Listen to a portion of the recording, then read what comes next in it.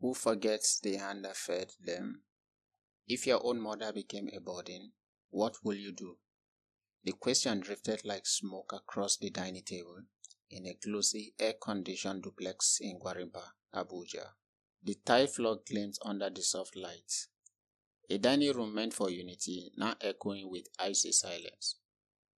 Seated at the table were 3 adult children, sleek, successful, and cloaked in entitlement,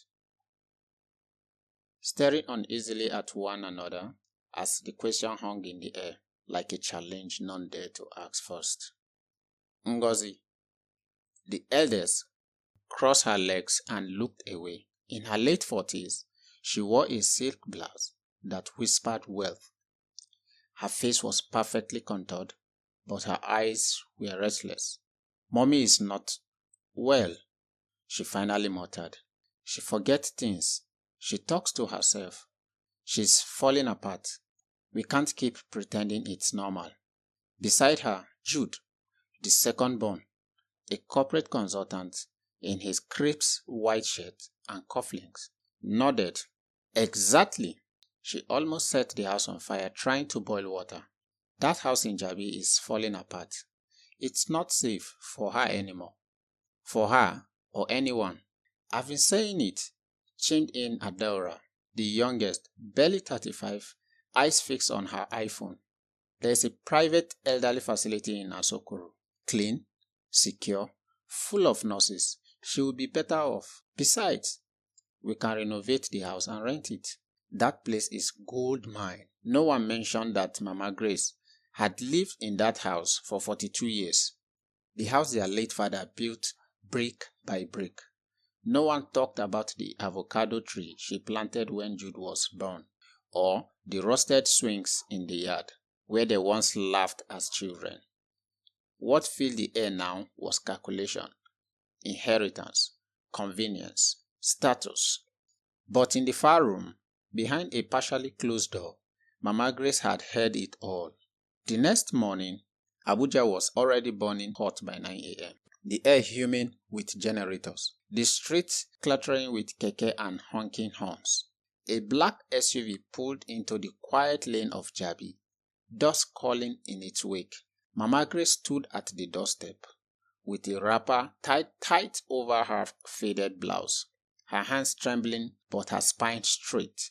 She watched as her children emerged in coordinated silence, eyes avoiding hers. Ngozi carried a neatly packed suitcase. Jude brought out the medical papers. Adora scrolled through her phone. Mama said nothing.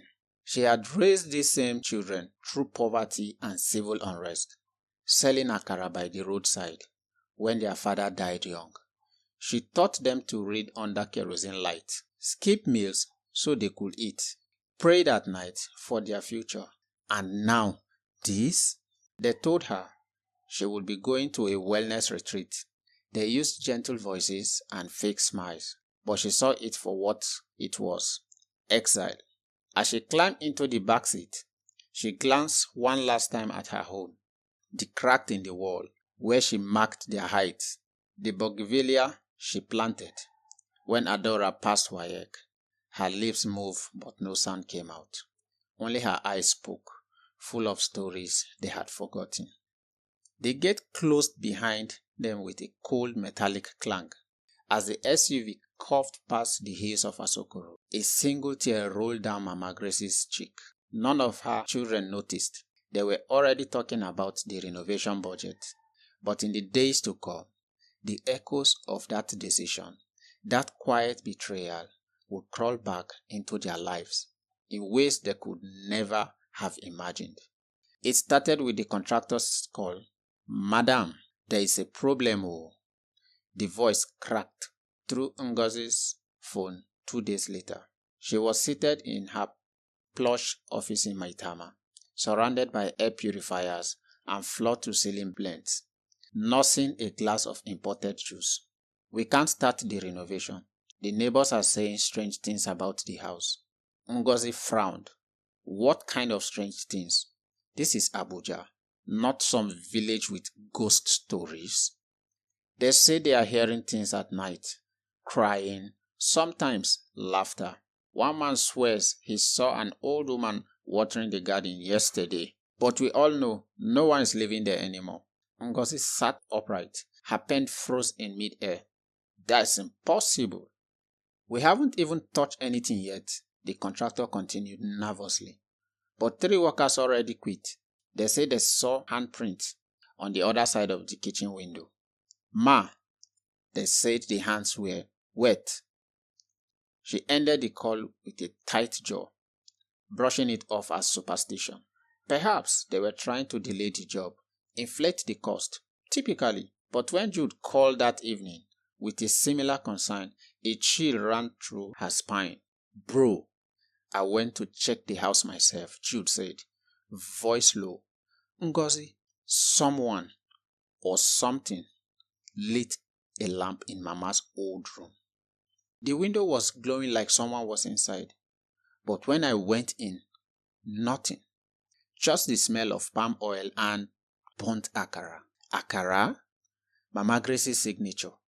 The scent she left behind on every school morning. Are you drunk? Ngozi snapped. Or maybe your guilt is messing with your head. Jude didn't argue. He just ended the call with 5 final words that kept her up all night. Something isn't right with that house. Meanwhile, Mama Grace was adjusting to life at the care home in Asokoro. Adjusting, not living. The place was pristine, clinical, full of fake plants and even faker smiles. Her room smelled like lavender bleach and loss. Nurses smiled with tight lips, and the other elderly residents sat like faded furniture in front of a silent TV, staring through time. No children visited. No one brought fresh pepper soup. No aroma of home-cooked meals. No gospel music in the background. Only silence and the buzz of flat-screen distractions. One afternoon, Nurse Temi, a kind-eyed woman in her 20s, walked into Mama's room with a plate of tasteless rice. Mama Grace, time for lunch. Mama stared out the window at the grey wall enclosing the compound. She asked softly, ignoring the plate. Timmy blinked. Ma? I nursed him with pawpaw leaves and boiled ginger. He cried all night. I was the only one who could calm him. There was silence. I told them, Mama whispered. Her voice distinct. I told them, Mama whispered. Her voice distinct. That the land our house is built on, it remembers things. That night, back in Jabi, the avocado tree in Mama's compound, once dying and shivered, began to bloom again. Leaves rustled in the still wind, and inside the empty house, someone or something lit the lamp in Mama's Grace's room. Again. Saturday morning in Abuja arrived crisp and golden, the kind of morning made for leisure, brunches, and soft gospel playing in the background. But for Adora, it began with a knock on her door. Madam, her gateman, Musa called from the gate intercom. One old lawyer say him want see you. Him say he urgent. Confused and dressed in a silk robe, Adora adjusted her bonnet. Lawyer? What lawyer? Say him name be Barrister Dogo from the firm of Fidelis and Dogo. Her stomach sank. Minutes later, Adora sat on her white leather couch, legs crossed, frowning as the grey-bearded lawyer placed a thick envelope on the center table. This is regarding your mother, Madam Grace Uwankwo. Is something wrong? No, not yet, but I've been instructed long before now to contact all 3 children of Mama Grace should she be moved out of her residence. Adora blinked. What are you talking about? He adjusted his glasses. It's all in her living will.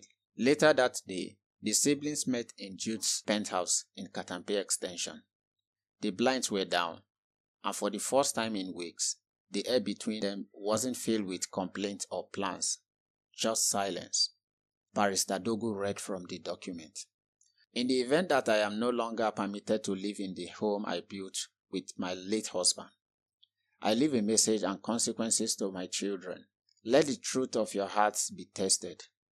My home is protected by legacy, by memory. If you abandon it, it will abandon you. And as for my estate, it shall not go to those who forsake their roots, but to the one who returns for love, not for gain. Jude scoffed. She's not dead. Why are we talking about inheritance? The lawyer looked at him coldly. Because you are already planning renovations. Adora folded her arms. This is emotional blackmail.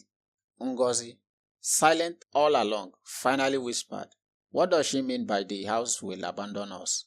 Dogo closed the will with finality. Perhaps you should ask yourself what that house meant to her and what you turned it into. That night, the contractor called again, voice shaking. Madam, the avocado tree, it's dropping fruit. Perfect ones, but no one watered it. And today, one of my men said he saw a woman sweeping the front porch. She vanished when he called out. He paused. And madam, the house rejected our paint. Literally, it's peeling off as soon as it dries, like something's pushing it back. Ngozi gripped her phone tightly, her nails digging into her palm.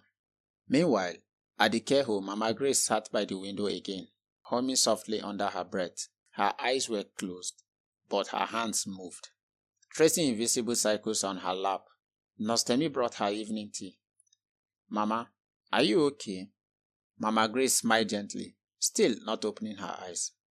Sometimes, she whispered, a house is not bricks and windows. It is a spirit, and sometimes spirits speak louder than children. The next morning, Adora woke to find her phone gallery filled with blood, unexplainable photos of their old home, photos she never took. In one of them, Mama Grace stood in the corridor of the house, looking directly at the lens, smiling. But Mama never left the care home. Adora couldn't sleep. The image of Mama Grace standing in that hallway, staring right into the camera, looped in her mind like a haunted lullaby. She zoomed into the photo again and again, trying to convince herself it was fake. But every detail was unmistakably real. The fading picture frames on the wall, the threadbare rug Mama used to beat every Saturday, even the light switch she had scribbled "Do not touch" on back in 2009. And there, in the center of it, Mama Grace, wearing the same faded blue wrapper she used to wear when frying yam in the mornings. Adora sat up, breathing shaking. She called Jude. Bro, check your phone. What? Just do it. Seconds later, Jude gasped. How? Adora, I just got the same picture. She didn't respond. Her hands were trembling. Jude called Ngozi. Within 10 minutes, all three siblings were on a group video call. Something they hadn't done in years. Ngozi looked pale. They are on my phone too. Different angles. She's in everyone. Adora whispered. She never even touched a smartphone. How would she? I don't know, Jude snapped. But we need to go back there. Tonight, by 11:34 p.m., their black SUV rolled slowly down the now familiar Jabi Street. The air was thick. The compound loomed ahead, early still under the moonlight. The once dying avocado tree, now full and flourishing, its fruit gleaming like green gold. As they stepped out, the air grew heavier, not cold, just weighted, like they were walking through water. The gate cracked open by itself. They stared at each other. Just whispered. I didn't touch it. The compound was untouched by time. No debris, no overgrown weeds.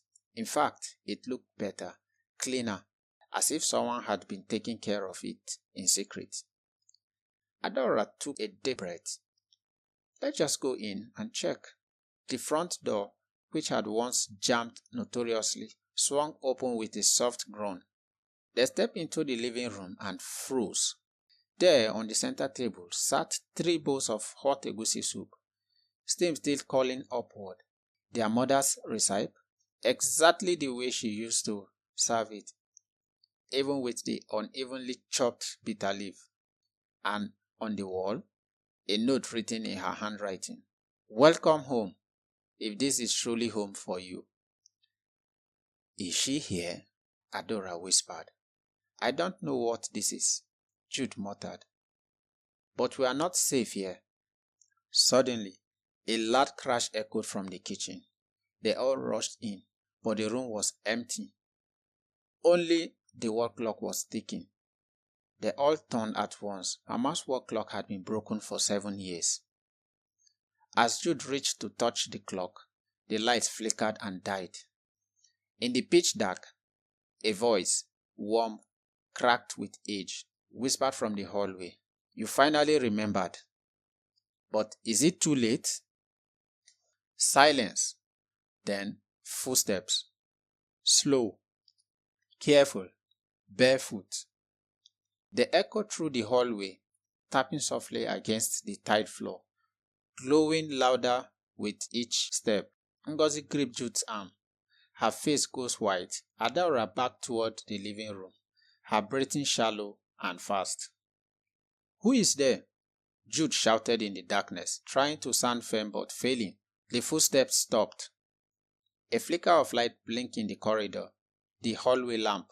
It burst to life for a moment, casting a dim glow, just enough to reveal a figure at the far end.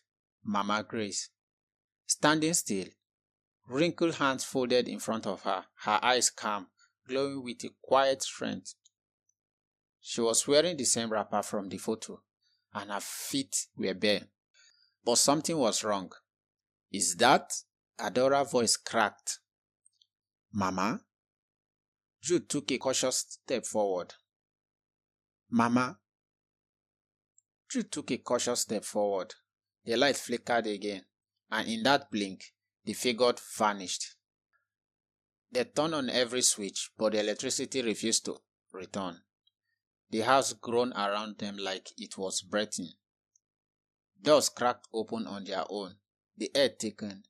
The walls, those once comforting memory-filled walls, now felt as if they were watching. Ngozi leaned against the dining table, her chest heavy. "We need to leave." But the front door, the one that opened easily moments before, wouldn't budge. Adora pulled. Jude kicked. Nothing. They were trapped. On the living room wall, a family portrait, tilted suddenly, crashed to the floor. Behind where it hung, another note was revealed, etched directly into the wall, in their mother's unmistakable cursive. "This house was built with love, but now it drinks your greed. Return what you took, restore what you broke, or lose what you have." Their eyes widened, each one thinking the same thing. The house knows. And then, without warning, the TV flickered on. Not the new flat screen they had installed, the old black and white one from their childhood, long discarded. It wasn't even plugged in. On the screen, a home video, grainy but unmistakably. A younger Mama Grace cooking in the kitchen, singing, stirring a pot, calling out names. "Adaora, stop licking the spoon." "Jude, turn down that radio, you will go deaf." "Ngozi, come help me chop onions." They watched in frozen silence as their younger selves rushed in and surrounded her, laughing, dancing. Mama wiped sweat from her brow and kissed each one on the forehead. The screen went blank. Then a message appeared, written in blocky white letters. "She gave you everything. What did you give her?" Suddenly, the walls began to shake. Dots rained from the ceiling. The door to Mama Grace's old bedroom cracked open by itself, revealing the faint outline of her rocking chair swaying, and the sound of her voice humming a lullaby. The same one she used to sing when they were sick. But Mama Grace was still in Asokoro, wasn't she? They stood frozen, staring into Mama Grace's old room. The chair rocked gently, slowly, back and forth. The curtains fluttered, though the windows were tightly shut. In the corner, beside the old wooden wardrobe, her one Bible lay open on the floor. pages rustling as though an invisible breeze were flipping through them. Adora whispered, "How can this be happening? We just left her at the care home." "She's not here," Ngozi said, stepping back. "This is spiritual. We should call someone, a pastor or even—" "She is here," Jude interrupted, voice low. "This house, this room, remembers." He stepped in slowly. His shoes cracked against the wood. The smell of Mama's shea butter and thyme lingered in the air. Thick, familiar, and breathing. He bent down to pick up the Bible. Inside, he found a folded photograph, faded and worn. It was the three of them as children, hugging Mama Grace on her 50th birthday. Faces smeared with cake and laughter. The words on the back were written in Mama's delicate hand. "No matter how far you grow, you are still rooted in me." Tears welled in his eyes. Suddenly, the wardrobe cracked open. Jude jumped back. Inside, not clothes, but items carefully wrapped in fabric. Their old baby shoes, school report card, Jude's rusted slingshot, Adaora's beaded hair clips, Ngozi's primary 6 graduation dress, and beneath it all, a seal brown envelope. He pulled it out, written in bold ink, "For my children, when they forget who they are." Jude opened it. Inside was a letter. "My dear children, if you are reading this, then it means you have returned not out of duty, but desperation." That's good. Desperation has a way of stripping pride, of making people listen. This house is alive with memory, and memory is not always kind. You three grew up here on my back, in my arms, with my prayers stitched into every inch of this home. I poured my youth, my health, my dreams into you, and I will do it again. But a mother's love is not a ladder to step over and discard. When you sent me away, you didn't just abandon me, you abandoned yourselves. This house does not want your renovations. It does not want your greed. It wants your repentance. Stay the night in your old rooms. Listen, remember, and in the morning, if you are truly changed, the house will let you go. Love, always, Mama. Adora covered her mouth. She knew. She always knew, Ngozi murmured, sinking to her knees. "I think," Jude swallowed hard, "I think we need to do what she asked." That night, for the first time in decades, the siblings slept under the same roof in their old rooms. Adora curled on her childhood mattress, surrounded by posters of pop stars she once worshipped. The scent of coconut oil clung to the pillow. She cried into it like a child. Ngozi lay stiffly in her old pink mosquito net, listening to the rhythmic cracking of the rocking chair down the hall. Every few minutes, she swore she could hear their mother's voice whispering her name. Jude lay awake on his bed, staring at the ceiling cracks, counting them like he used to when Papa died. He clenched the letter in his hands, and the house was silent, but not empty. Just before dawn, the front door, once jammed, clicked open on its own. A breeze drifted in, carrying with it the smell of fried plantain, hibiscus, and the unmistakable scent of Mama Grace's stew. Down the hall, the rocking chair stopped moving. When the first golden light of dawn pierced through the dusty curtains, everything felt different. The house was still, unnervingly so. No humming pipes, no creaking wood, no strange wind. It was as though the building had exhaled, satisfied, and then gone quiet. Adora was the first to rise, her eyes swollen from crying. She sat up and instinctively reached for her phone, but the screen was black, dead. No battery, though she was sure it was full last night. She stepped into the corridor. The wooden floorboards warm underfoot. The air smelled of fried onions and cloves, the scent of Saturday mornings from their childhood. Her eyes stung with memory. She walked past Jude's room and paused. The door was wide open.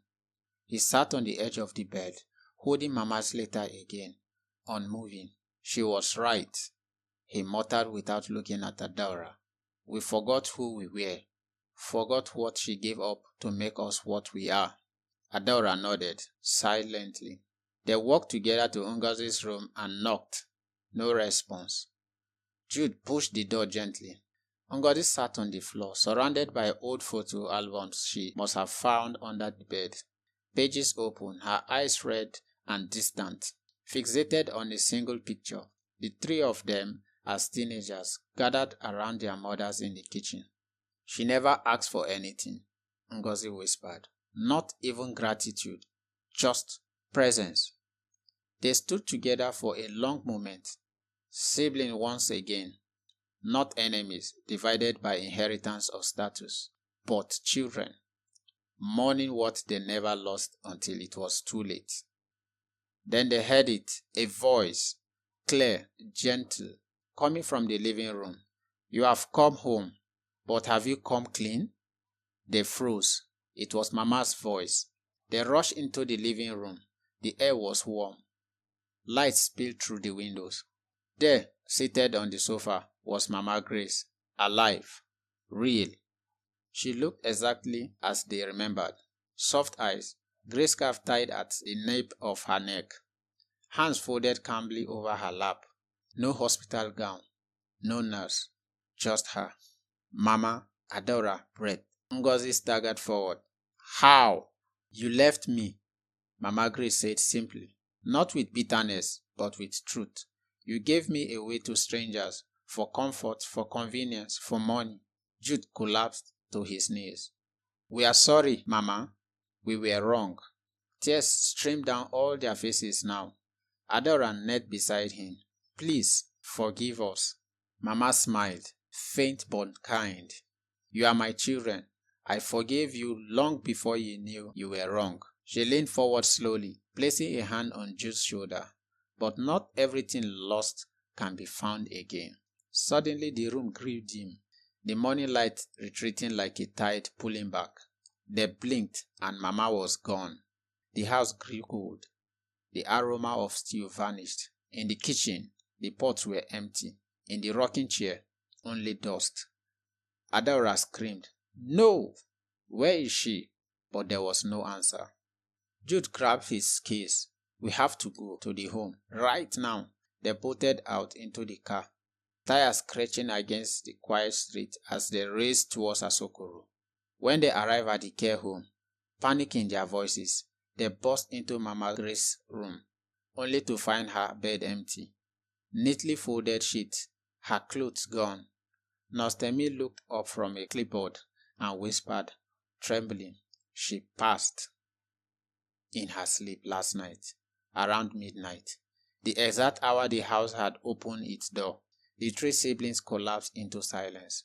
For the first time in their adult lives, they felt the full weight of regret. The chapel at the elderly care home was small, barely enough for 20 mourners, but Jude, Ngozi, and Adora insisted the service be held there. It felt right, quiet, intimate, no grand church, no public announcement, no long speeches by people who barely knew her. Just them and the woman they failed. Mama Grace's framed portrait stood at the front of the altar, her in that sky blue wrapper, smiling softly. The same smile that raised three children, fought through widowhood, and still forgave them at the end. A candle flickered beside the photo. No choir sang, no organ played, only silence, and the sound of three broken hearts learning the weight of delayed love. Later, as the sun sank behind the Abuja hills, they returned to Jabi Mama's house. The gate opened easily now. No creaking, no resistance. The compound was still. Even the bed seemed quiet, as though mourning. Inside, the air had changed. There was no more unease, no flickering light, no creaking floorboards. The house had rested. Adora walked into the kitchen and placed her palm on the old tile counter. She cooked for us here every single day, and we couldn't give her a place at our table. Jude opened the cabinet where Mama used to store her pepper and seasoning cubes. It was empty now, but he still reached in, as if hoping to find something left behind. Ngozi wandered into the backyard. The avocado tree stood tall, proud, leaves glistening. Beneath it sat a small wooden stool, Mama's old one. On the ground near the legs was a letter, sealed in plastic to survive the rain. She called the others. Together they read, "If you have returned to this house in truth, not to claim, not to sell, but to remember, then this house is yours again. But not for profit, not for gain. This home must become what it once was, a place of warmth, of care, of welcome. So many mothers like me are alone now, forgotten, silenced. You cast me away, but perhaps now you will open the door for someone else. Let my house live again. Let it love again. Mama, Grace." They stood in silence for a long time. Then Jude looked around the compound. The small garden, the cement bench, the back fence they once climbed as kids. "She is right," Ngozi nodded. "It shouldn't be sold. It should be shared." Adaura's eyes lit up. "We could fix it, not renovate, restore it, turn it into a community home for elderly mothers abandoned by their families." Jude added, "We'll name it after her." Ngozi smiled through tears. "Grace House?" And right then, a soft wind blew through the yard. The avocado leaves swayed gently. Somewhere nearby, a door clinked open. Just once, as if the house was listening. And maybe it was. A month later, the house was filled again with laughter, music, the clatter of cooking pots, and stories shared under the avocado tree. Elderly women sat on the porch, telling tales of their youth. One smiled quietly, holding Mama Grace's old Bible in her lap, and hanging on the wall in the hallway, right where the portrait once fell, was a new sign. Grace House, a home for the mothers time forgot. But deep in the night, when the house was quiet once more, the rocking chair in Mama's room still moved gently on its own. 3 weeks later, the transformation was nothing short of miraculous. The once quiet house in Jabi had become a place of warmth and healing.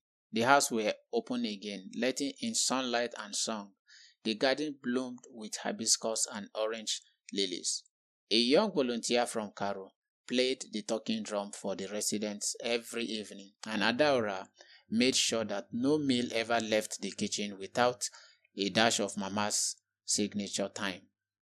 What was once a symbol of guilt had become a temple of restoration. But some nights, just some, the house will remember. It began with Mama Comfort. She was 73, a soft-spoken widow with shaking legs and a fierce mind.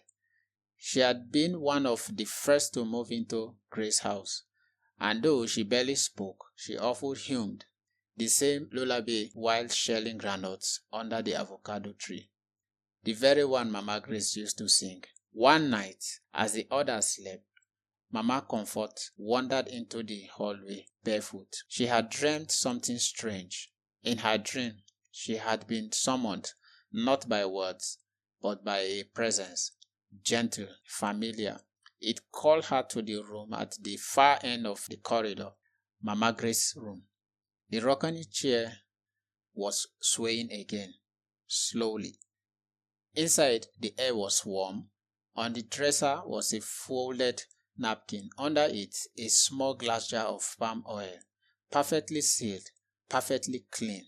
Mama Comfort reached out and touched it. Her eyes widened. "I haven't seen this brand in 20 years. She whispered. "My mother used to use this." And then a voice, soft, loving, unmistakably. "You are not forgotten." She turned quickly. No one was there, but tears ran down her face. The next morning, Mama Comfort was a different woman, smiling, engaged, laughing from her chest like she hadn't in decades. Adaura noticed. "What happened, Mama Comfort?" she asked gently as they shelled granuts together. I was remembered, she said, smiling, that mothers never truly disappear, especially the ones who loved without limit. And then she placed something in Adora's palm, the glass jar. Adora froze. She knew that label, that scent. It was the exact palm oil Mama Grace had used when she used to fry akara on Friday mornings before school. The brand had stopped production over a decade ago. How did you get this? But Mama Comfort just smiled and turned back to the tree. That night, Jude stood alone in the kitchen, washing the plates. A lantern flickered beside him as the power cut out briefly. Typical Abuja.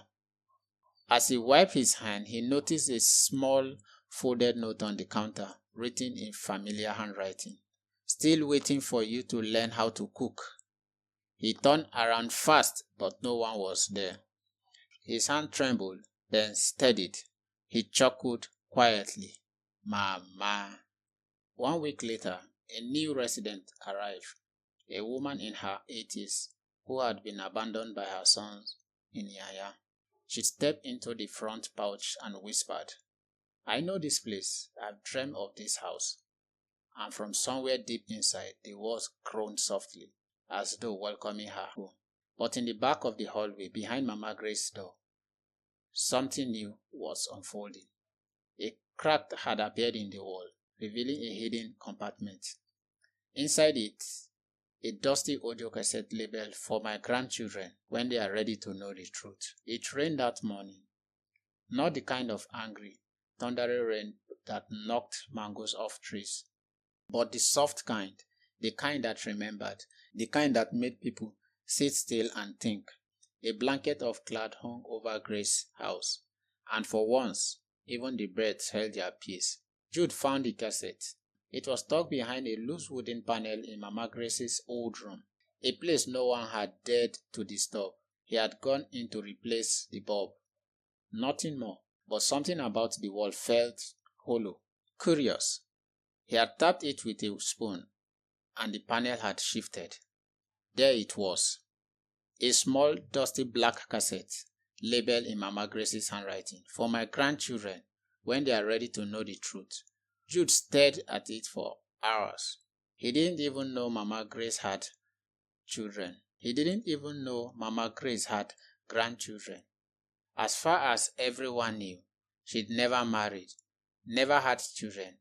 She had always said, God sent me here for the ones no one claims. So, who was this for? He called Adara. She came in quietly, wrapped in a thick scarf and holding 2 steaming cups of tea. She didn't ask questions, just stared at the cassette. We need a cassette player, she finally said. Jude nodded.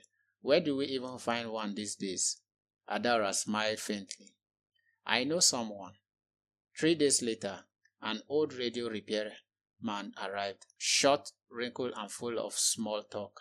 He looked at the cassette, nodded once, and, without saying a word, pulled out a battery Sony tape player from his bag. He placed the cassette in, pressed it down, and looked at Jude. Are you sure? Jude hesitated. Adora reached out and pressed play. The tape hissed. Then silence. Then a soft breath.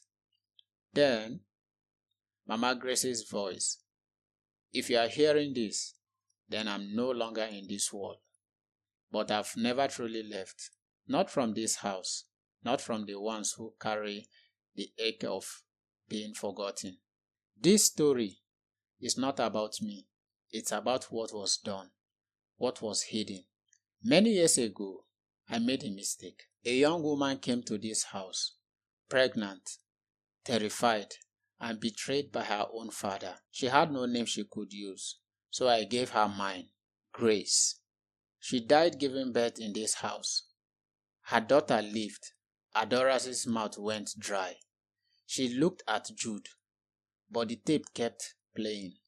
I couldn't tell the world. The people who did this to her were powerful. They threatened to burn this place down. So I raised the child in secret. Said she was my cousin's. gave her a new name. Her name was Adaora, my Ada. The room went silent. The radio repairman looked down. He knew better than to ask questions. Adaora stood there, frozen, the cup of tea now cold in her hands. She didn't speak. She couldn't. The voice continued.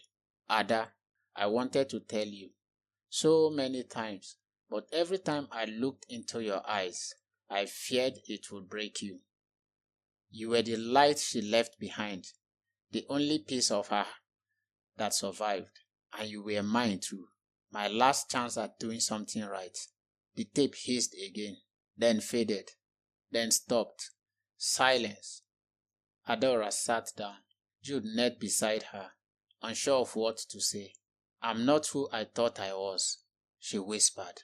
No, Jude said. You are more. She looked at the ceiling, tears falling freely.